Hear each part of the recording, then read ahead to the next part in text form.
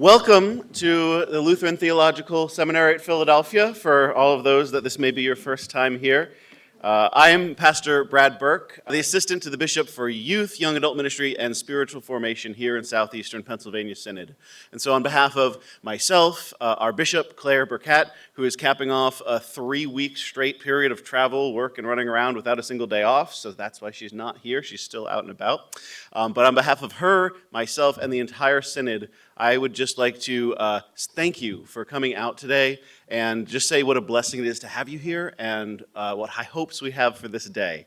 I've learned in my brief time, a year and a half or so, on Synod staff, as well as working in the parish, that the parish is really where the magic happens in ministry. Synods are great. We can do a lot of things to help support that work, and so can church-wide organizations.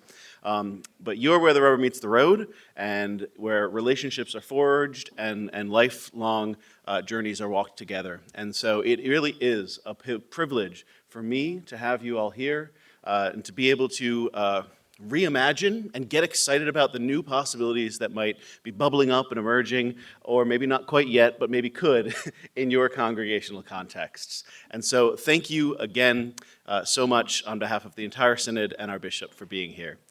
If you would, I would like to invite you all to join me in prayer as we kick off our day together. Holy Lord, you call us to journeys of which we cannot see the ending, and that is both exciting and terrifying. We thank you for gathering us here together this day, for we know wherever 2 or 3 gather together in your name, you are there among them.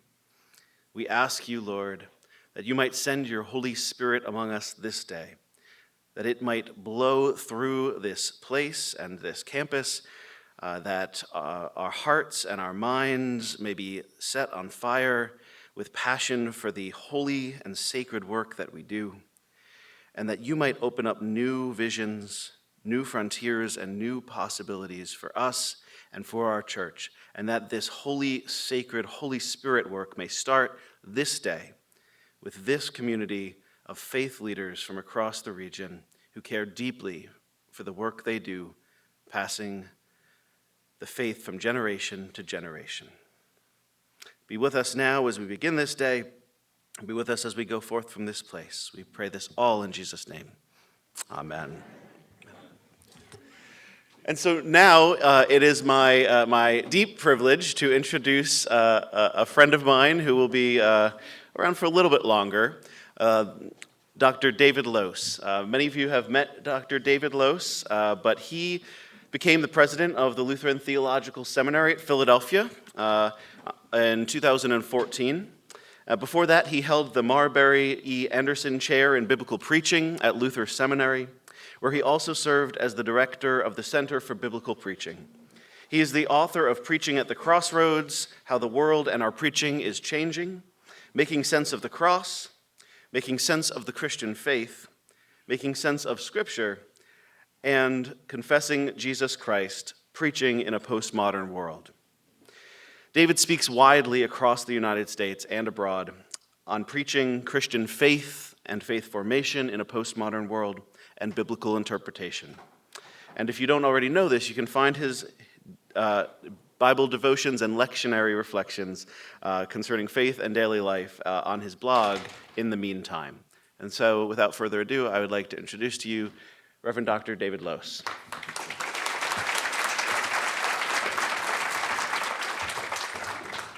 Good morning. So I am here in 2 capacities today. The first is in my role as president of the seminary, and just to say welcome. So glad you're here and that we could host this kind of event. I'm just a little bit curious, how many of you are on the campus for the first time? Oh, very good. We hope you have a chance to see the grounds and get to know some folks here and see this place as a resource for the parishes, the congregations in this part of the country, because that's a real commitment of the school to be able to come alongside leaders of all of our different traditions as we learn together how to best be church in the future. Also, just eager to share a little bit of what I've been working on research-wise the last couple of years. A little bit about where this came from. I'm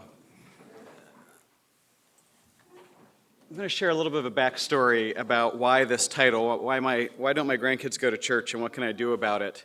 A couple years ago, I was leading some grant work at Luther Seminary in St. Paul, and we kind of took a detour from the anticipated kind of research avenue we were heading down and delved into the culture for about a year, just trying to immerse ourselves and understand what's going on in the culture. And I always feel a little bit odd saying that because the culture we were studying, that was our culture.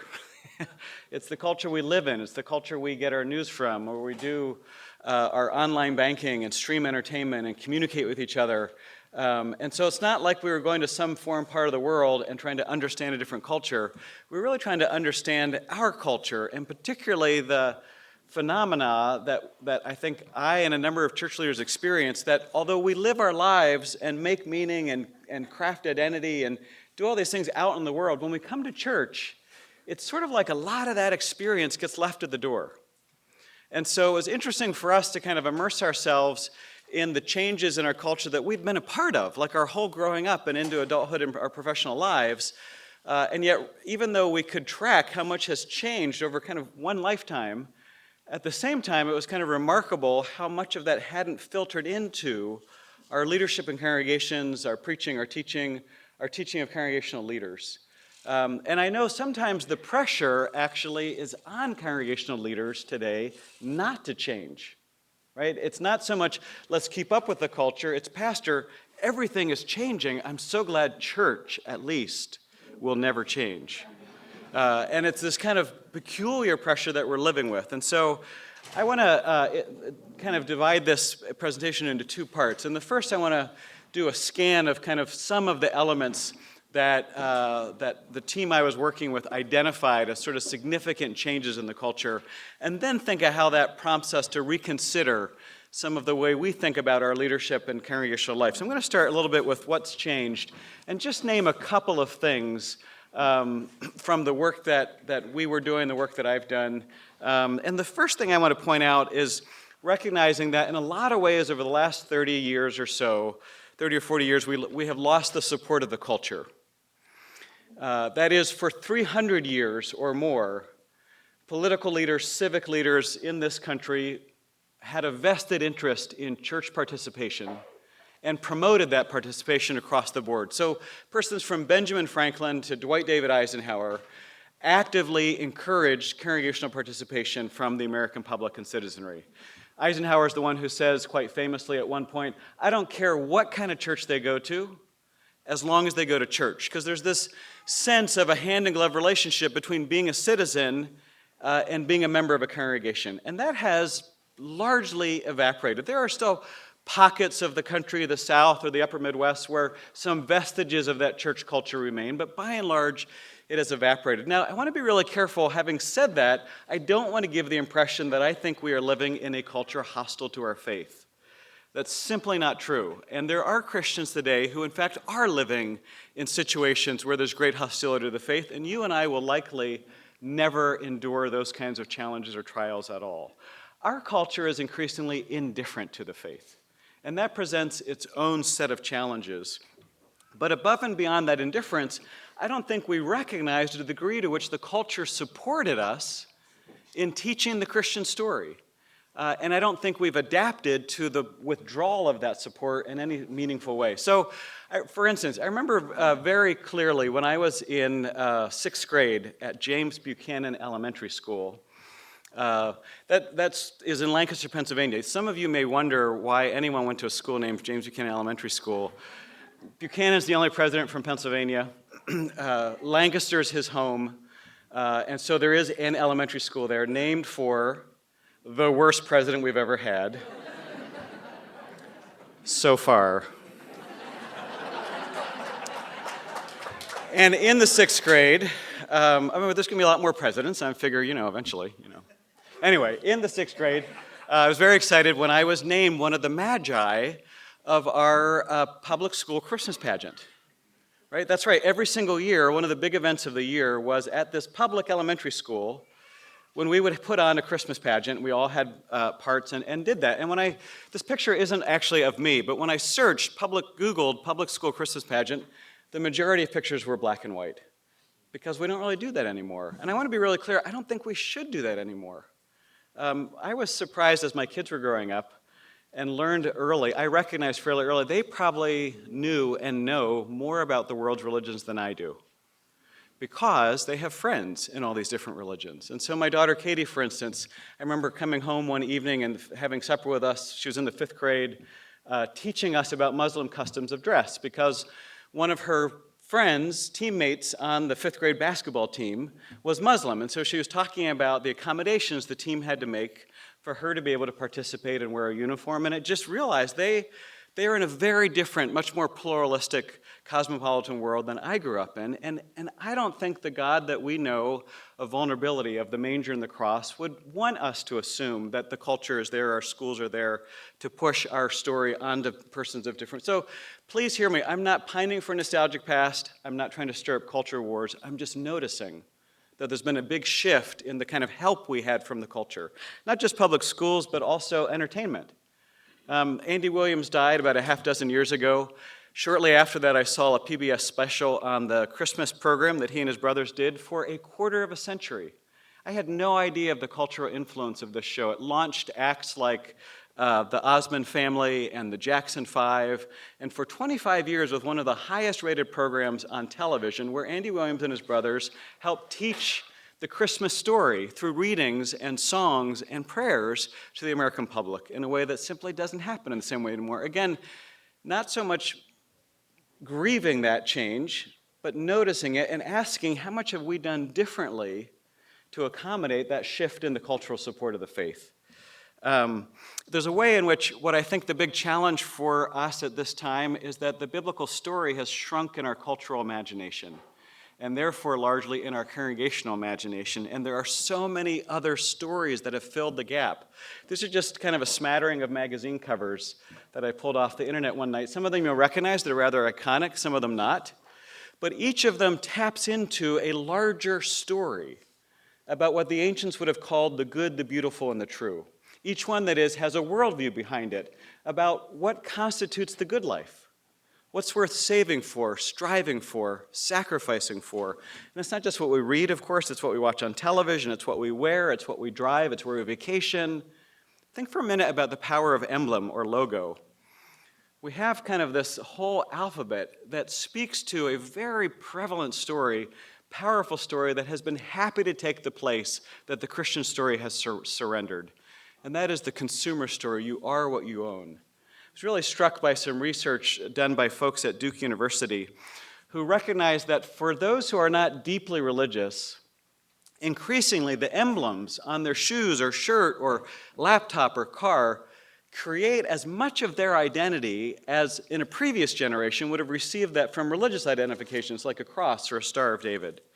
So again, just important to notice, we don't live in the same culture or have that same level of support. Second thing I want to point out, life in the last 30 years or so has just gotten so much busier.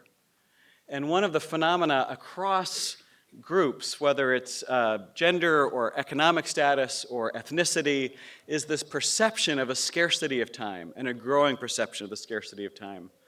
Back in the 1970s, Time magazine had a cover that was anticipating life in the 21st century. It seems funny now because we're here. But you remember back when, 30 years or so, this is before Y2K, 30 years or so, people started thinking about kind of this milestone and what would life be like? And the problem that Time magazine anticipated dominating the lives of 21st century people was boredom. I kid you not. Now, think about where the time this is. This is the beginning of computing. So computers are being used to do more and more functions, and it's the beginning of automation in factories. And so the thinking was, boy, it won't be long before machines do most of our work and computers do most of our tasks and our routine thinking. What are people in the future going to do? And I just don't see anyone here right now who looks like you're on the verge of dying of boredom. Or more recently, think for a minute about one that's easier for us to remember. Do you remember, how many of you remember when you first got an email account and started using email? There are a few of you who just kind of grew up with that, but most of us kind of remember that. Do you remember that it was first pitched as a time saver? Right? It seems ridiculous now. But I remember people saying things like, we won't have to play phone tag anymore. I will just leave you an email. Problem solved. And now most of us, just the other day I was saying to a colleague, it was 2 p.m, what have you done all day? Email.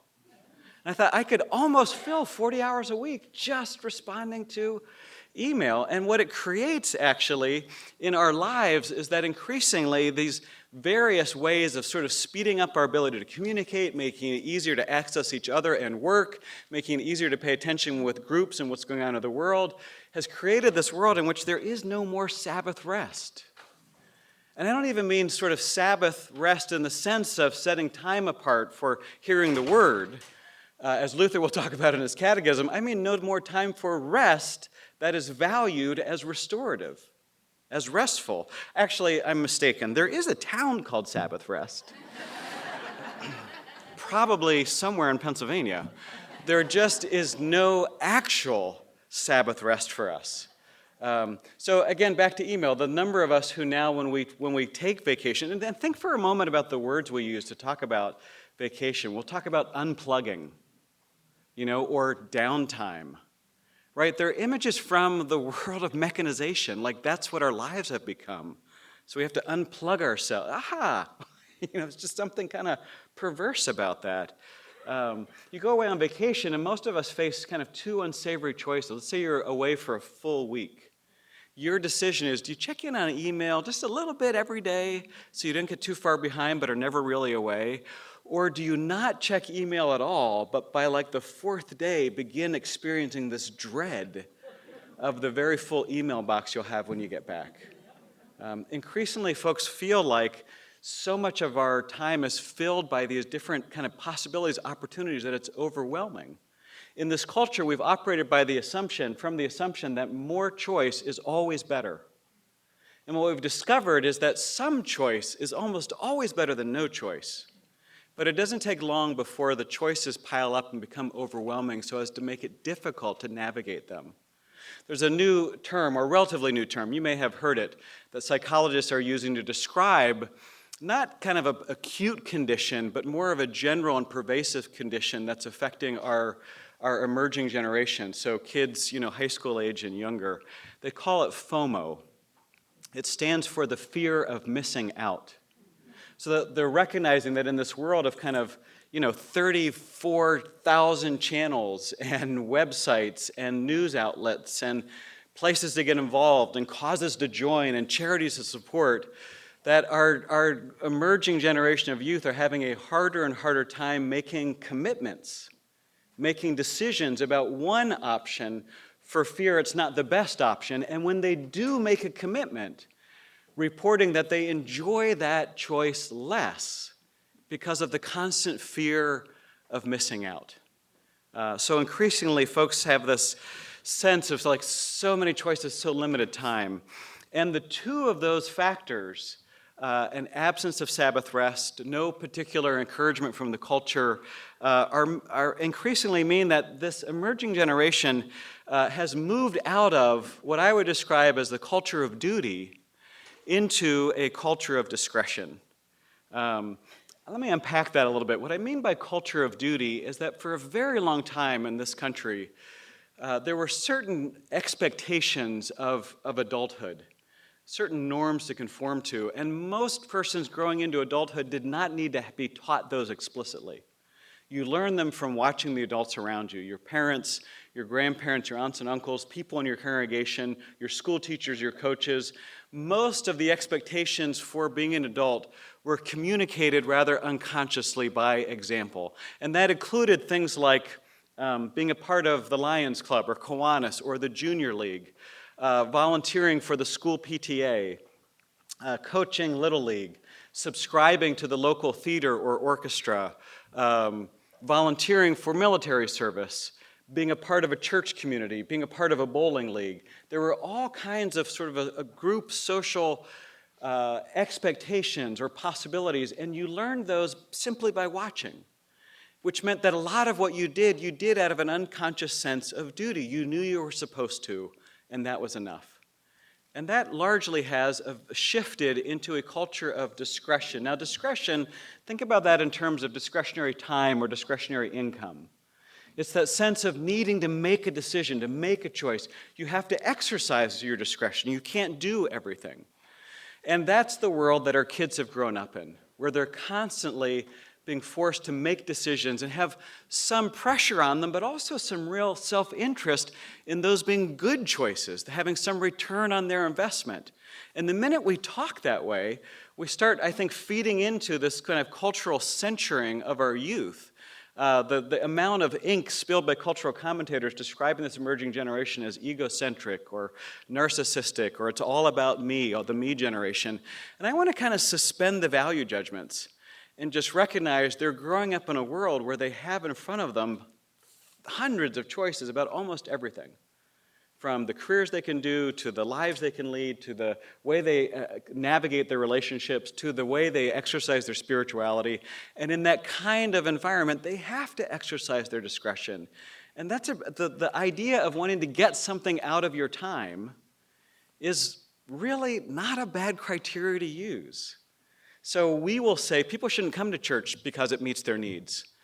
They should just come to church because we grew up in a culture of duty that didn't expect a lot from any of our associations, or that the primary motivator was we knew we were supposed to be there. And the emerging generation just isn't at that place and hasn't been able to, which means that they will not simply go to church just because their parents did.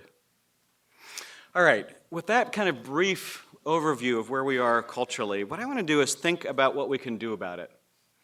And the first thing I want to do is reframe, look at it a little bit differently. When I think of reframing, one of the images that comes to mind for me to get at that is to look at think about the Gestalt pictures almost all of us have seen at one time or another. You can always see two things, but not at once. And you have to make a decision then. What will be foreground, what will be background? You can see two faces looking at each other, or a chalice in between, but not both at the same time. You can see the older woman from the side, or the young woman from behind, but you need to make a decision. Or, I love this poem by a 17th century Japanese poet, Barns Burned Down. Now I can see the moon. Both are true. What will we focus on? There has been a lot of expressions of lament in the church that we have fewer and fewer people who are willing to come and give and teach and volunteer simply because they know they're supposed to. And I understand that. We have owe so much to the generations before us who have given of themselves that way.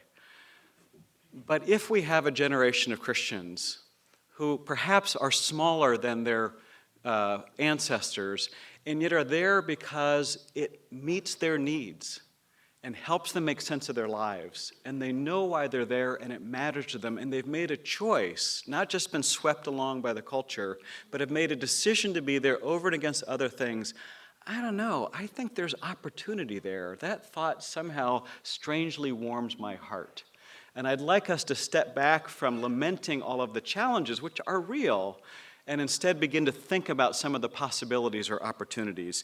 Once we reframe and think about this not simply as challenge, but also opportunity, then I think we can also reconsider. We can think a little bit differently about some of the ways we do things. Probably the longest running poll or survey on religious life in the last generation is a one-question survey that has 4 possible responses. And it's the survey that then gave birth to the phrase we're all used to now, spiritual but not religious. So the question was, which of the following statements best describes you and your relationship to religion? And the 4 possibilities were, I am religious but not spiritual. I am spiritual but not religious. I am both. I am neither. And the big flip over the last 30 years has been a shift from the majority of people in our congregations, a majority of people taking that survey rather, I am religious but not spiritual, to the emerging generation saying we are spiritual but not religious. Now, when you think about where that poll started, middle 70s, and that it probably accurately describes the couple of decades at least before it, then you recognize that almost all of our congregational practices, and even the way we think about how to be church in the world, were shaped for a generation that was very clear in saying, we like our religion. We're not that interested in a spiritual life. Like, that's not what we're coming for. And then their grandchildren are saying, we are all about the spiritual life, and come into congregations completely set up for the opposite. So the invitation is not to say we got to change for change's sake or throw it out or invent it new, but to reconsider. That is, can we look at elements of our congregational life, our piety, our religious imagination, and simply put them on the table to think about them again? Some of them may stay just the way they are. Some may be adapted in small or large ways. Others we may say, they have served us so well, but it's time to do something new. I don't know yet. You don't know yet. But can we imagine that space or create that space to think differently about it? Now, one quick word, which is a whole nother presentation that we won't be doing today, about change leadership. Because inevitably, even creating that kind of space to reconsider will make some people very anxious. And it's really, really been helpful for me to remember when I encounter people who are resisting what I'm trying, or even what I'm thinking, or what I'm thinking about trying. It's been helpful for me to remember a line from teacher-scholar Ron Heifetz, who is one of the adaptive leadership gurus at Harvard. Heifetz says it in one of his books, people don't fear change, they fear loss. And I find that immensely helpful to my own reframing of what's going on in an encounter with someone. When someone's resisting something or anxious about something, it's not that they're sticks in the mud.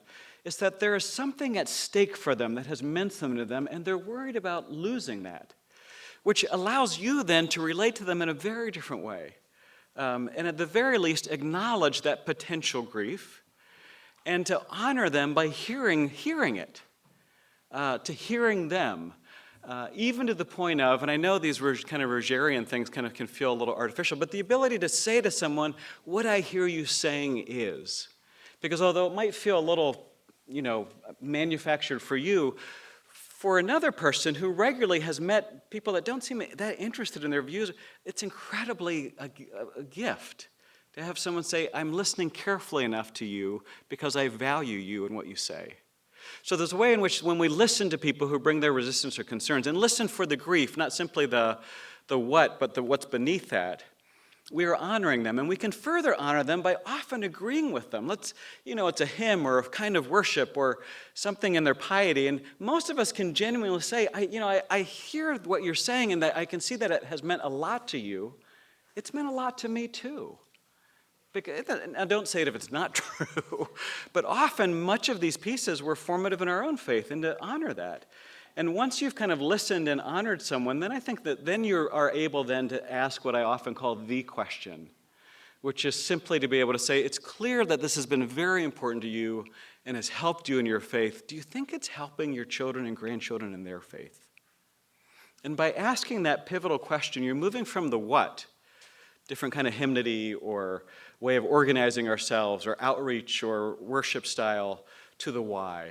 And the why is very simple. There are people we love who are not here. And we so much want to share the treasure that our faith has been for us, for them. Because as much as we love the way we've always done it, typically we love our kids and grandkids more. It's not always actual kids and grandkids. It can be friends, neighbors, nieces, nephews, people in the community. But to orient the community around the why we are reconsidering can be immensely helpful. So what I want to do then, for the little bit of time we have left, I want to enter into a series of reconsiderations. Things and I'm not going to really get too much to the specifics of our congregational life. We can continue to tease that out as a community or individually, but I want to think about some of the bigger pieces that I'd invite some reconsidering about. And the first one really is faith. I think particularly right now, this particular cultural moment, the dominant popular religious notion of faith is that it is kind of intellectual assent to some propositions or doctrines. It's kind of a cognitive yes, so that the Apostles' Creed becomes a laundry list of things you must believe in order to be a Christian. And that dichotomy between believing certain things absolutely and you're a Christian, or not believing, doubting, questioning, and you're not, I think permeates our culture, and the traditions stemming from the Reformation have so much to offer as a lively alternative, because across the biblical witness, and up until about the 17th century, the dominant understanding of faith was not knowledge, but rather it was trust. I read an interesting study a couple years ago that traced theological language and the move of one particular, between two particular Latin words, one that had dominated the period of the Reformation, and it was the word cerno, a Latin word which is the root of our word discernment. Right? It was this recognizing of a sifting and sorting and listening. Faith was about being called towards something. And then mid-17th century and on, the word that dominates, cerno almost disappears, is the word certo, which is the root of our word certainty. It's this really interesting shift from a sense of faith about being discernment, of something active, intensive about it, to suddenly it being about intellectual certainty and a staticness. And we have the invitation to call that into question and offer an alternative. Because biblically in most of the church, it's about trust, and it's about trust particularly that when you feel that, when you're caught up in it, it allows you to take chances, to make decisions, to risk things that you care about, even to risk your life. It's faith in the sense of when you say, I have faith in you to someone, it's not I believe facts about you, it's that I have confidence in the relationship we have, and that confidence allows me to do certain things, which means we're at a particular time where we can say to the whole world, faith is not about having all the answers. It just isn't. And until very recently, it never was. I'm always intrigued. I love Bible studying, particularly in the Gospels, and I'm always particularly attracted to the places where different Gospel stories differ just a little, because I see those differences as clues to what Matthew or John or whoever was trying to confess. So I'm always kind of paying attention to that. But when it comes to the resurrection stories, which are filled with kind of awesome little variations, I'm also incredibly struck by one commonality, one profound commonality across the four Gospels that I think we have underplayed. And that is very simply, in not one of the four evangelists' account of Jesus' resurrection, when the news of Jesus' resurrection comes, or when Jesus himself shows up to the company of disciples, in not one of those accounts do the disciples say, just like you promised. Or, we've been waiting because you told us to. Or, actually, I thought you were going to be here about 20 minutes ago. You were a little late. Like, nowhere is there any sense from the disciples who have spent the last 3 years with Jesus, who are closer to him than anyone, who have heard his preaching and teaching, who heard him predict his death and resurrection 3 times. The dominant response is not excitement or satisfaction. It is, do you remember? Disbelief, fear, doubt. I don't think that gets portrayed anywhere better than in Luke's gospel, where when the women come back from the empty tomb, having heard the proclamation of the angels, and they share that word with the men. Now, I want to be careful. I'm making no gender generalizations here at all. But when the women come bearing this incredible news to the men say in Luke's gospel, do you remember? They regarded it as an idle tale. An idol is a really, I-D-L-E, a really soft way of translating that Greek. The Greek word is leiros, which is the root of our word delirious, which means that the women came from the empty tomb with this incredible good news, affirming what their Lord had already told them would happen. And the men say, we think you're out of your freaking mind. And honestly, when it comes to someone being raised from the dead, maybe that's not the worst response. I sometimes wonder if in our congregations, when on Easter we say, Christ is risen, he is risen indeed, and there's no one there saying, are you sure? Or really? Honest? Because I don't see resurrection that much. How do you know? I think maybe it's been domesticated. We don't take it perhaps as seriously as we should. When my kids were younger, when I think they were around 10 and 12, we lived at the time in St. Paul. We went to a church that was literally down the hill from us. It was a 5-minute walk, which of course meant we were often late. This one particular Sunday, it was Easter Sunday, and we were late.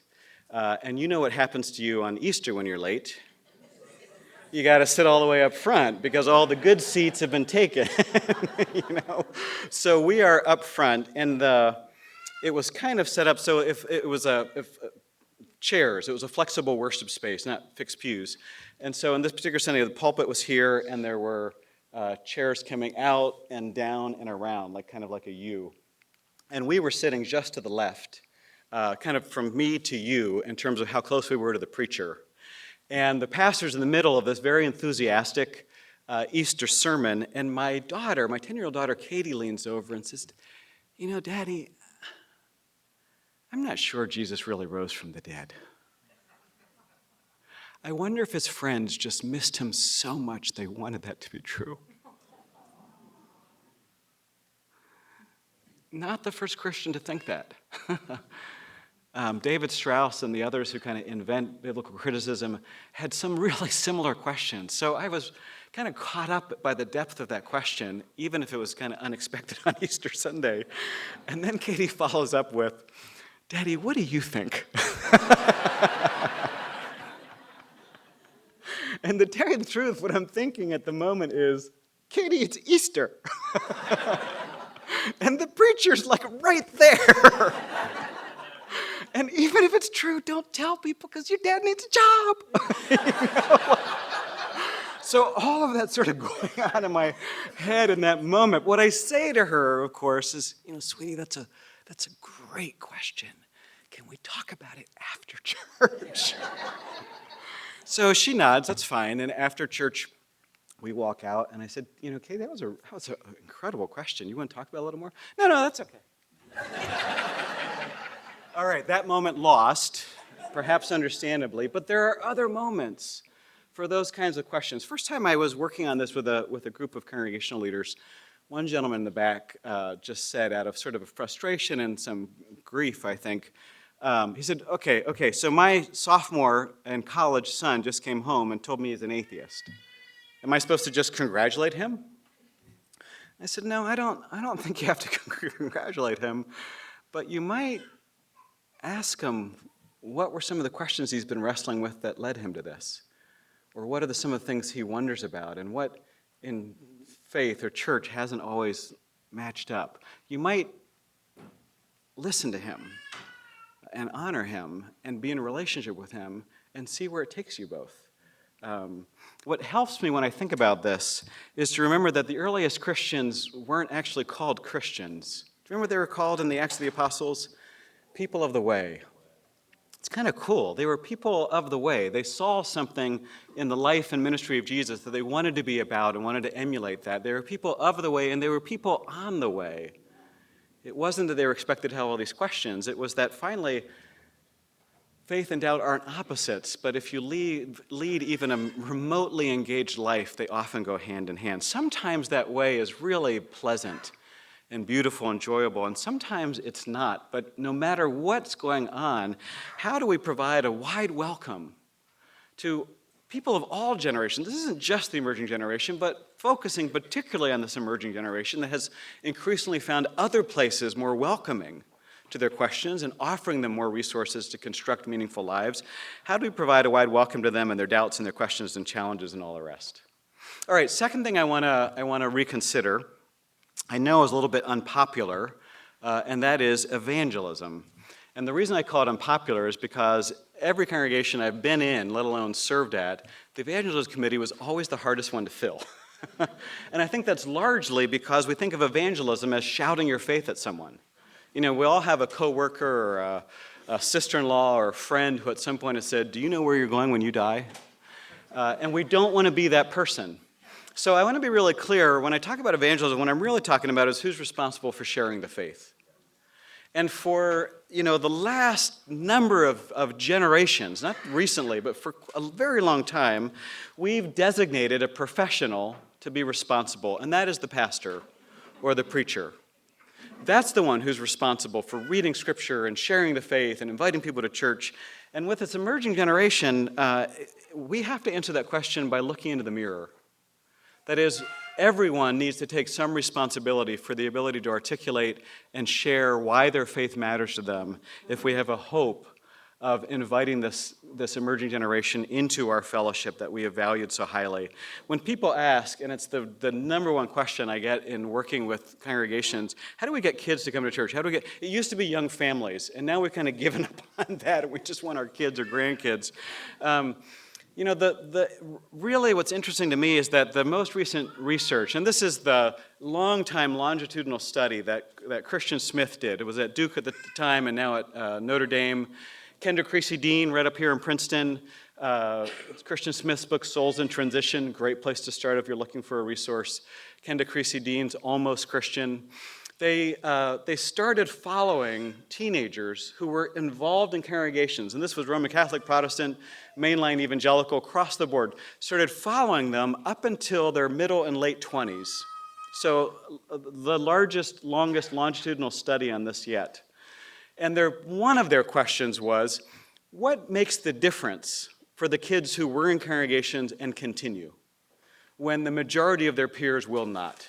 And what they discovered was that the best predictor of kids in the church continuing wasn't Sunday school or youth group or youth pastor. All of those things can contribute, but the absolute number one predictor is the number of conversations that they have with significant adults in their lives about the faith. It's that simple. Often those significant adults are parents, but not always. It is just the number of times a youth had a chance to engage an adult and ask questions and talk about faith. That's it. The challenge of that is that many of our households are led by adults who are not comfortable talking about their faith because they didn't have that experience when they were young. Their parents didn't necessarily do that with them because they didn't have to. The whole culture was kind of saying, why don't you go to church? Kendra Creasy-Dean's research, again in Almost Christian, lifts up that youth across the board know that church matters to their parents. They can see that by going there each week and by writing offering checks and by volunteering, but they don't know why it's important. They know it matters, they don't know why, because they haven't had those conversations. And this is the generation that will not do things if they don't know why. They're not going to invest themselves if they don't know why. It's not just the church that has this issue. Like, United Way has this issue. Right? Think about United Way. It was this major charitable organization. Their strategy was to kind of link up with companies and businesses or to have some major advertisements and endorsers, and people just gave. You were a United Way shop. And the emerging generation's growing up and saying, I don't care if my boss gives the United Way. I don't know what they do. I'm going to give to Kiva. Because Kiva, I make a loan, and I hear a story, and I understand what's going on, and then I get it back, or I'm going to give to Heifer because it's 6 chickens, and I can see what that means. And so we're not alone in this, but we need to recognize this is as true for church as it is for anything else.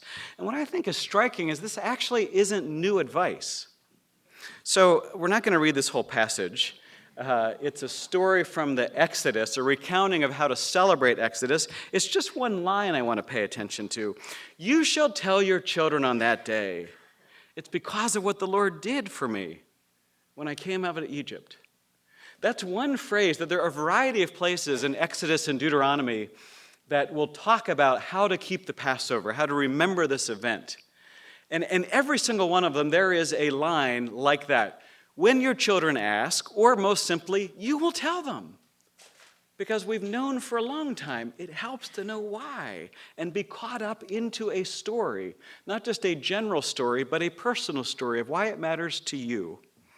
So if this is true, then I think two things stem from this that we need to pay attention to. One, In this world of unending messaging, where each and every youth today has at least 5,000 advertising messages coming at them daily, each of which is seeking something from them, some level of commitment or allegiance. In that kind of world of unending messaging, if we want our kids to listen to us and our story, we first need to listen to them. We need to start by having interest in their stories. Probably the best parenting advice I was ever given, and it wasn't given as advice, which probably made it even more powerful.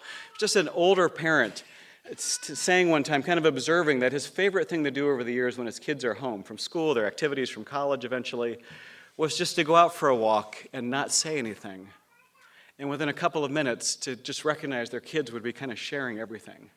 And I found that so true. If you just stay quiet, they will open up, and all of its relationships, its news, its future hopes and plans or disappointments, its frustrations, it all comes out, because in this world of kind of unlimited choices and all this messaging, our youth actually crave mentoring. But mentoring as coming alongside, not telling what to do. And so that first thing to recognize is the incredible value, again, on listening. The second thing is to recognize that because most of us haven't done this in a while, or most of our people haven't done this for a while, many of our congregants haven't really talked about their faith out loud since confirmation. Because we haven't done it for a while, we're going to need to practice. And we're going to need to find opportunities in our congregational life, and probably in our worship, and across the board, to build the competency, to build the muscles of being able to articulate and share faith that we have let atrophy. The very simple fact that I'm absolutely convinced of is that the decline of our congregations will stop the day we have a critical mass. I don't even think it has to be a majority.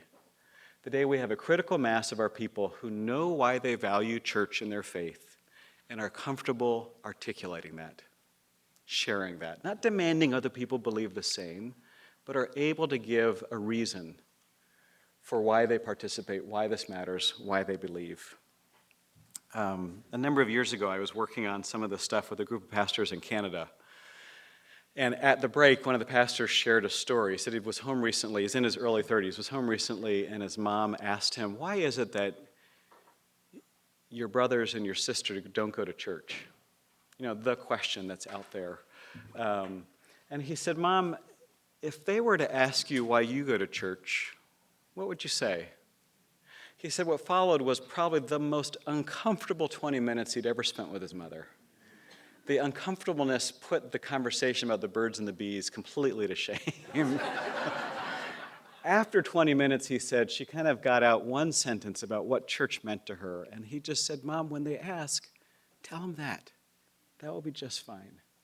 So we haven't really engaged in this practice. And I've been really, really struck by the work of Shinichi Suzuki, a violin instructor, who kind of revolutionized the teaching of violin. And at the heart of that was this insight that really confidence comes from only one place: competence, being good at something. And we've lived in a culture now for 30 years that has all about affirmation. You know, I'm okay, you're okay. And there is a place for affirmation and certainly for acceptance. But true confidence only comes from competence. And true competence only comes from practice. And so increasingly, we won't now, but increasingly what I've been doing with congregational settings is then asking folks at the end to have brief conversations with someone near them and to answer the very simple question, you know, why do you come to church? Why does it make a difference to you? And I always promise, like, we're going to do that just for 2 minutes, so even if you're uncomfortable, it'll just be 2 minutes.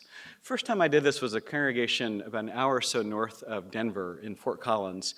A little uncomfortable, a little tense. People started talking slowly. At 2 minutes, I called time, and then I observed that here we were Lutherans talking about our faith for 2 whole minutes, and no cracks had opened up, no one had fallen into the earth.